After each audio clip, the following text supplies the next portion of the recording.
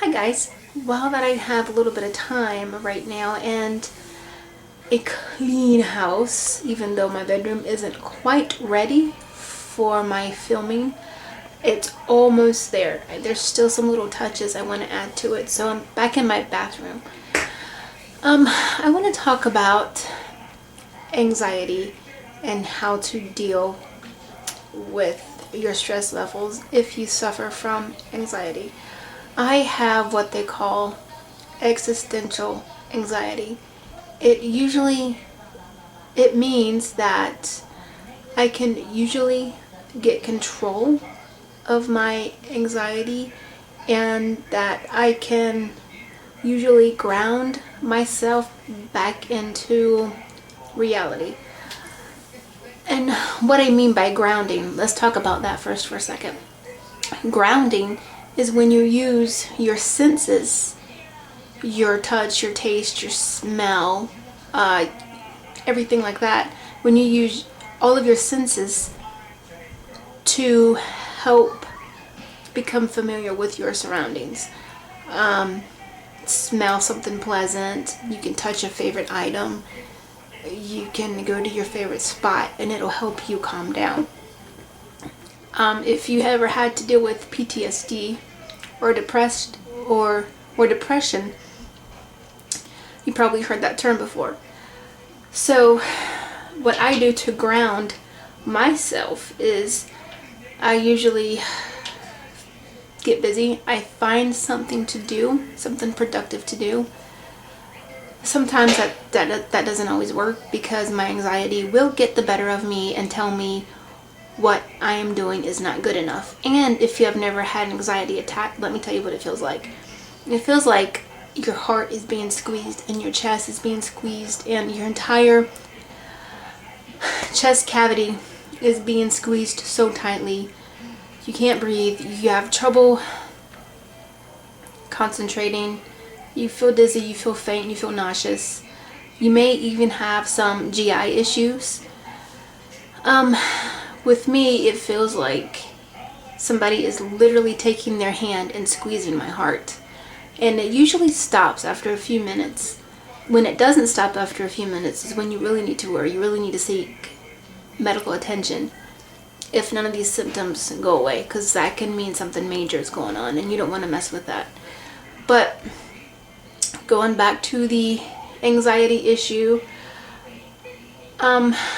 there's a lot of us special needs mothers who didn't have anxiety before becoming a special needs parent. We worry so much. Take worrying over a normal child, and I use quotations because your definition of normal is going to vary. But take your normal child and times that by 1,000. We have to worry about so much. Schools, teachers, therapists, people coming in and out of our homes, our physical health and our mental health, our emotional health as well. All of that is going to suffer. And we worry about so many things that aren't really in our control. We don't know how to let go of it because so much is expected out of us. So we worry 1,000 times more than normal parents will. With me, I worry about losing my kids, which I've told you before has happened.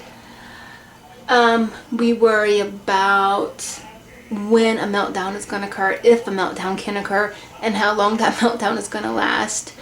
We worry if the therapist is going to cause a meltdown. We worry if the doctor is going to cause a meltdown.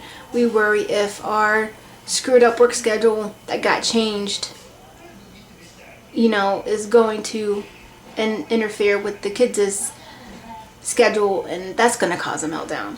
There's 1,000 different little things that can interfere with their life, that can interrupt their routine and their schedules. So we have to worry about every little single detail. And our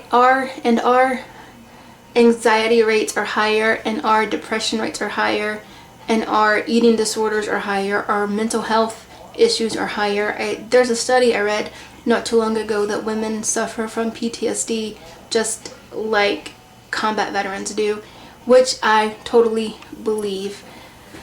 There's been instances where like the slightest noise will make me jump out of my skin, or I'll come rushing to see what that noise is because I'm worried what my child is doing. I'm wondering if it's them. I'm wondering if they're getting into something they're not supposed to be getting into. I'm wondering if they're understanding that situation, or if it's causing a meltdown, or so forth. Like, there's just 1,000 little things that can happen. And I know being a special needs parent doesn't compare to our armed forces. I'm not saying that. I'm just saying the stress level can be just as high as a combat veteran. Let me tell you guys, it's not easy, but there are some things you can do to help your anxiety levels. You can eat as healthy as you can. You can decrease your caffeine intake, which I've done that. I decreased it slightly. I still live off of coffee, but I don't drink as much. I drink more water during the day. I try to eat more fruits and vegetables. I try to exercise, which increases your endorphins, which makes you happier, which makes you feel more productive. There's just so many ways that you can handle this. Oh, and also, what I also do is any type of hobbies that actually can get my fingers going work, that keep my hands busy. Like anytime I'm on the computer editing or genealogy research or cross-stitching, that works too. Anytime that I can feel like I can be productive and get stuff done, that helps.